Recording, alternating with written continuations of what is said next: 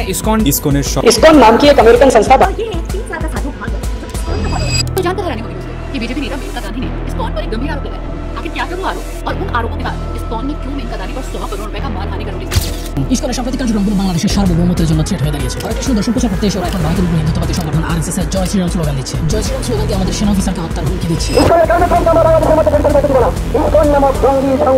বিশ্বের সকল দেশে ইসকনকে ইতিবাচকভাবে দেখা হয় এবং এখানে বলছেন কোন দেশেই তাদেরকে নিষিদ্ধ করা হয়। ইসকন খুব শান্তিপ্রিয় সংগঠন, তাই না? এরা নিরামিষ খায়, প্রাণ হত্যা মহাপাপ বলে। কিন্তু 1986 সালে স্টিভেন ব্রায়ানকে ইসকনের স্বয়ং গুরু গুলি করে হত্যা করে। স্টিভেন ব্রায়ান ছিল ইসকনের একজন সাবেক সদস্য। ইসকনে থাকাকালীন সে ইসকনের অন্ধকার দিকগুলো সম্পর্কে জানতে পারে। সে যখন তাকে ইসকনের দর্শনের প্রকল্প কিন্তু ভিতরে ইসকন আরেক কাজ করতেছে, তখন সে ইসকন মন্দির ছেড়ে দিয়ে চলে যায়।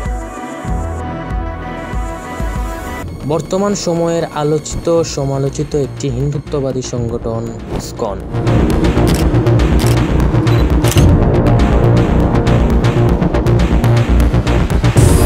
ইসকনের প্রধান আদর্শ শ্রীকৃষ্ণ ভক্তি বা ভক্তিযুগের মাধ্যমে মানুষের আধ্যাত্মিক উন্নতি সাধন করা। কিন্তু তাদের মুসলিম বিদ্বেষী কার্যকলাপ দেখলে মনে হয় তাদের স্লোগান হওয়ার কথা ছিল সারা পৃথিবীকে করো মুসলমান মুক্ত। ইসকন যতটা না আলোচিত তার চেয়ে বেশি সমালোচিত তাদের সন্ত্রাসী কর্মকাণ্ডে। গুম, খুন, শিশু নির্যাতন, যৌন হয়রানি, ধর্মীয় অপপ্রচার সহ নানা অনৈতিক কাজে। 2014 পর 2016 সালে সিলেট ইসকন মন্দিরে একই ঘটনা ঘটে। সেখানে জুমার নামাজের সময় ইসকন মন্দির থেকে জোরে জোরে ঢোল বাজানো এবং স্পিকার বাজানো হচ্ছিল এবং মুসল্লিরা গিয়ে তাদেরকে রিকোয়েস্ট করে যে নামাজের সময় কিছুক্ষণের জন্য সেটা বন্ধ রাখতে। তখন তারা সেটা না শুনে উল্টা আরো জোরে জোরে ঢোল বাজাতে থাকে। ফলশ্রুতিতে সেখানে দুই গ্রুপের মধ্যে একটা সংঘর্ষ তৈরি হয়। এমন সময় ইসকন মন্দির থেকে পিস্তল দিয়ে মুসলিমদের গুলি করা হয়, যা সারা দেশে ভাইরাল হয়ে গেছিল।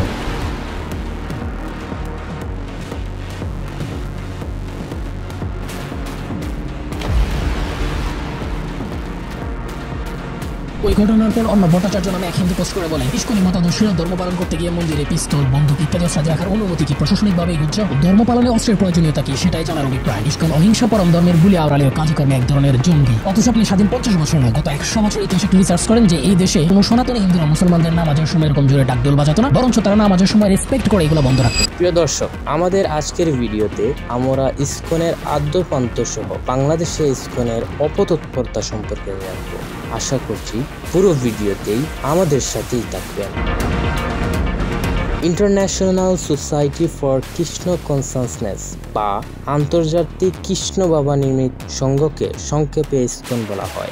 আজ থেকে প্রায় 59 বছর আগে 1966 সালে যুক্তরাষ্ট্রের নিউ ইয়র্কে অবহেচরণাবৃন্দ ভক্তি বেদান্ত স্বামী প্রভুপাদের নেতৃত্বে ইসকনের যাত্রা শুরু হয়। প্রভাত আবার লেখাপড়া করেছেন খ্রিস্টানদের চার্চে। শোনা যায় তিনি অন্য ধর্ম দ্বারা প্রভাবিত ছিলেন। ইসকনের উদ্দেশ্য সম্পর্কে বলা হয়েছে ধর্মীয় উদ্দেশ্য নিয়ে জনসভা, শিক্ষা, ধর্মচর্চা, আধ্যাত্মিক চর্চা করা। তাদের লিটারেচার থেকে জানা যায় এই সংঘের উদ্দেশ্য হলো মানুষকে কৃষ্ণ ভাবনাময় করে তোলার মাধ্যমে পৃথিবীতে প্রকৃত শান্তি ফিরিয়ে আনা। মুখে শুধু শান্তির বুলি উড়ালেও তাদের উদ্দেশ্য ভিন্ন। প্রতিষ্ঠা লগ্ন থেকেই নানা অনিয়ম আর দুর্নীতিতে অভিযুক্ত দলটি। যুক্তরাষ্ট্র ও ভারতে ইসকন পরিচালিত স্কুলগুলোতে 1970 ও 1980 এর দশকে অনেক শিশু শারীরিক মানসিক নির্যাতনের শিকার হয়েছিল বলে তদন্তে প্রকাশ পায়। সত্যি বলতে ধর্মীয় আন্দোলন হিসেবে গড়ে উঠলেও পুঁজিতান্ত্রিক গোলগায়নের মধ্য দিয়ে পরবর্তীতে পৃথিবীব্যাপী একটি কাল্ট হিসেবে ইসকন বেশি পরিচিতি লাভ করে। প্রাসঙ্গিকভাবে আন্তর্জাতিক ক্ষমতা আধিপত্যের প্রতিযোগিতায় বিভিন্ন সময় ইসকন নির্ধারক ভূমিকা পালন করেছে। এর ধারাবাহিকতায় বেশ কয়েকটি দেশে ইসকনের কার্যক্রম নিষিদ্ধ হয়েছিল। সংগঠনটি গৌড়ীয় বৈষ্ণব ধর্ম প্রসারের চেয়েও বেশি গোয়েন্দা তৎপরতা এবং সম্প্রতিকালে ইসরায়েল ও ভারতীয় গোয়েন্দা তৎপরতার আদর্শীয় মাধ্যম কিনা তা নিয়ে অনেকের মনে সংশয় তৈরি হচ্ছে। ধীরে ধীরে ইসকন পরিণত হয়ে এক ধরনের কাল্ট সংগঠনে, যেখানে অন্ধ আনুগত্য, ক্ষমতার রাজনীতি আর ধর্মের নামে ব্যবসা চলতে থাকে। ইসকনের প্রভুপাতের নাম পরিবর্তন করার রীতির ফলে তাদের ব্যাকগ্রাউন্ড বা আসল পরিচয় লুকিয়ে রাখা খুবই সহজ। যেমন ইসকনের প্রভাবশালী নেতা জয়াদৈত্য স্বামীর আসল নাম জয় ইসরায়েল। তার জন্ম যুক্তরাষ্ট্রের নিউ জার্সি রাজ্যের একটি ইহুদি পরিবারে। ইসকনের নীতি নির্ধারণ ও পরিচালনার ক্ষেত্রে আরেকজন অতিশয় প্রভাবশালী নেতা হচ্ছেন রাধানাথ স্বামী। তার আবার আসল নাম রিচার্ড স্লাভিন। তিনিও পারিবারিক সূত্রে ইহুদি। স্লাভিন ও জের ইসরায়েল 40 থেকে 50 বছর ধরে ইসকনের নীতি নির্ধারণী কাজে জড়িত। সুতরাং ইসকন পরিচালনার ক্ষেত্রে শুধু ভারতই না, এই অন্ধকারের নেপথ্যে কারা নিশ্চয়ই বুঝে যাওয়ার কথা সুশীল সমাজের। মুহিবুল্লাহ নামের এক আলেম ফজরের নামাজ শেষে হাঁটতে বের হচ্ছিলেন। হঠাৎ 5 জন লোক এসে তাকে অপহরণ করে নিয়ে যায়। তার একদিন পরে পঞ্চগড়ের সদর উপজেলা হেলিপ্যাড এলাকায় গাছের সঙ্গে পা বাঁধা অবস্থায় পাওয়া যায় তাকে। তারপর গণমাধ্যমকে মুহিবুল্লাহ জানান, জুমার খুতবায় ধর্মীয় ও পারিবারিক উগ্রপন্থী সংগঠনের কার্যক্রম নিয়ে বক্তব্য দেওয়ার পর থেকে প্রায় 12 বার চিঠি দিয়ে তাকে হুমকি সহ কোটি টাকার অফার দেওয়া হয়। ওই চিঠিতে বলা হয় ইসকনের পক্ষে কথা বলতে হবে, যদি তাদের বিপক্ষে আর একটি কথা বলা হয় তাহলে এর পরিণতি ভয়াবহ হবে। মুহিবুল্লাহ আরো বলেন, যারা আমাকে অপহরণ করে নিয়ে গিয়েছিল তাদের কথাবার্তা শুনে বাংলাদেশি বলে মনে হচ্ছিল না, তারা কথা বলছিল প্রমিত বাংলা ভাষায়। কোনো নাগরিক, কোনো হিন্দু, কোনো মুসলমান কেউই এরা বলে আমার মনে হলো না।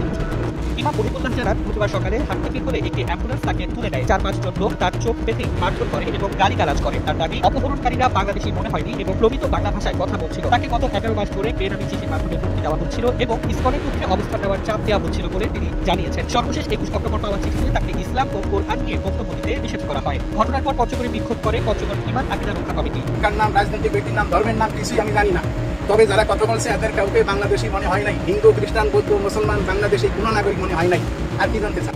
বাংলাদেশে ইসকনের কর্মকাণ্ড নিয়ে প্রশ্ন উঠছে বারবার। চলো এবার আরেকটি ঘটনার দিকে মনোযোগ দিই। সনাতন জাগরণ মঞ্চের সমাবেশের এক অনুষ্ঠানের দিন বাংলাদেশের জাতীয় পতাকার উপর ইসকনের গেরুয়া পতাকা টাঙানোর ঘটনা বাংলাদেশের সার্বভৌমত্ব মর্যাদার অপমান হিসেবে নাড়া দিয়েছে গভীরভাবে। এছাড়াও আইনজীবী সাইফুল ইসলামকে ইসকন সদস্য চিন্ময় দাসের বলিষ্ঠ নেতৃত্বে নৃশংসভাবে হত্যা করে ইসকন। বাবা আলিফের সঙ্গে কোর্ট প্রাঙ্গণে সেলফি তুলছে তাসকিয়া। মঙ্গলবার সন্ধ্যা থেকে এমন ছবি ভাইরাল সোশ্যাল মিডিয়ায়। সঙ্গে রয়েছে আরও কিছু অহিংস ছবি, যে ছবি বার্তা দিচ্ছিল অসাম্প্রদায়িক বাংলাদেশে চিরায়ত রূপে। ছবিগুলো রয়ে গেছে, তবে চলে গেছেন তাসকিয়ার বাবা, যেখান থেকে আর কোনোদিনও ফিরবেন না তিনি। সদ্যই সহকারী পাবলিক প্রসিকিউটর হিসেবে নিযুক্ত হয়েছিলেন সাইফুল ইসলাম আলিফ। স্ত্রী ইসরাত জাহান তারিন বর্তমানে 4 মাসের অন্তঃসত্ত্বা। রাষ্ট্রদ্রোহের মামলায় গ্রেপ্তার হিন্দু সম্প্রদায়ের সংগঠন ইসকনের বহিষ্কৃত নেতা চিন্ময় কৃষ্ণ দাসকে জামিন না দেওয়ায় ক্ষুব্ধ অনুসারীদের চালানো তাণ্ডবে সবশেষ আলিফের। স্ত্রী হলেন বিধবা তাসকিয়া হানানের বাবা, আর অনাগত সন্তান জানলই না বাবা নামক ভালোবাসা। 7 ভাই বোনের মধ্যে আইনজীবী সাইফুল ইসলাম আলিফ ছিলেন চতুর্থ। লোহাগড়ার আধুনগর ইসলামিয়া ফাজিল মাদ্রাসা থেকে জিপিএ 5 পেয়ে দাখিল পাশ করেছিলেন। চট্টগ্রাম সরকারি কলেজ থেকে উচ্চ মাধ্যমিক পরীক্ষায়ও উত্তীর্ণ হন। এরপর আন্তর্জাতিক ইসলামিক বিশ্ববিদ্যালয় থেকে এলএলবি পাশ করে নিযুক্ত হন আইন পেশায়। এদিকে বুধবার সকালে চট্টগ্রামে 2 দফায় অনুষ্ঠিত হয়েছে আইনজীবী সাইফুলের জানাজা। তাতে ঢল নেমেছিল হাজারো মানুষের। যোগ দিয়েছিলেন বৈষম্য বিরোধী ছাত্র আন্দোলনের কেন্দ্রীয় সমন্বয়করা। জানাজা শেষে সবার একটাই দাবি, দ্রুত গ্রেফতার করে আইনের মুখোমুখি করা হোক হত্যাকারীদের। স্বৈরশাসক শেখ হাসিনা পতন ও পরাজয়কে ভারত নিজেদের পতন এবং পরাজয় বলে মনে করছে। সে কারণে বাংলাদেশে হিন্দুদের, বিশেষ করে ইসকনের মতো উগ্র হিন্দুত্ববাদী সংগঠনকে উস্কানি দিয়ে বাংলাদেশের অভ্যন্তরে সাম্প্রদায়িক দাঙ্গা বাঁধানোর মহাপরিকল্পনা আছে। আমাদের ভাইয়েরা এখন থেকে একটা যুদ্ধ করবে, সন্তান জন্মদানের যুদ্ধ। আমাদের বাবারা রাস্তায় আন্দোলন করবে, প্রতিবাদ করবে। দেখেন, এই ইসকন চিন্ময় দাস ভারতের বিজেপি এবং আরএসএস নেতাদের স্টাইলে বক্তব্য দিচ্ছে। দেখেন, আমাদের দেশের প্রশাসনিক বর্তমান অবস্থা কিন্তু খুবই বন্ধু। এমন অবস্থায় সে সাম্প্রদায়িক সম্প্রীতির কথা না বলে ওটা সাম্প্রদায়িক দাঙ্গা লাগে এমন বক্তব্য দিচ্ছে। হিন্দুদেরকে বলতেছে অধিক বাচ্চা ফয়দা করার জন্য, মানে সে টোটালি সাম্প্রদায়িক বিভক্তির বক্তব্য দিচ্ছে। চিন্ময়ের সব বক্তব্যের কারণে যদি সারা দেশের মুসলমানদের মনে একটা ক্ষোভ তৈরি করে এবং সারা দেশে যদি একটা সাম্প্রদায়িক দাঙ্গা লাগে, তাহলে সবচেয়ে বেশি ক্ষতিগ্রস্ত কারা হবে? এদেশের হিন্দু সম্প্রদায়। কিন্তু বলতো যদি ধর্মীয় দাঙ্গা লাগে তাহলে সবচেয়ে বেশি লাভ কার হবে? ইসকন হচ্ছে একটি উগ্রবাদী সংগঠন, এতে কোনো সন্দেহ নেই। তাদের বিভিন্ন কার্যকলাপ তারই প্রমাণ দেয়। দেশের স্বাধীনতা, সার্বভৌমত্ব রক্ষা ইসকনকে বাংলাদেশে যত তাড়াতাড়ি নিষিদ্ধ করা হবে ততই আমাদের জন্য মঙ্গলজনক। সকল ইসকনরা হিন্দু হলেও সকল হিন্দুরা কিন্তু ইসকন সদস্য নয়। ইসকন হচ্ছে একটি চরম হিন্দুত্ববাদী সংগঠন। সুতরাং ইসকন নিয়ে হিন্দু ধর্মকে বিচার করা যাবে না। কোনো হিন্দু ভাই বোনদের উপর কোনো ঘটনার পরিপ্রেক্ষিতে আক্রমণ করা যাবে না। এই বাংলাদেশ সবার। সুতরাং সবাই মিলে আমরা একটি শান্তিপূর্ণ অসাম্প্রদায়িক বাংলাদেশ করে তুলব। বাংলাদেশে ইসকনের কোনো প্রয়োজন নেই। প্রাচীনকাল থেকেই বাংলাদেশের হিন্দুরা এমনিতেই কৃষ্ণ ভক্ত। দেশ বাঁচাতে হলে উগ্র হিন্দুত্ববাদী সাংগঠনিক ইসকনকে বাংলাদেশ থেকে বিতাড়িত করতে হবে। তাছাড়া আমাদের ভবিষ্যতে কঠিন সময়ের মুখোমুখি হতে হবে।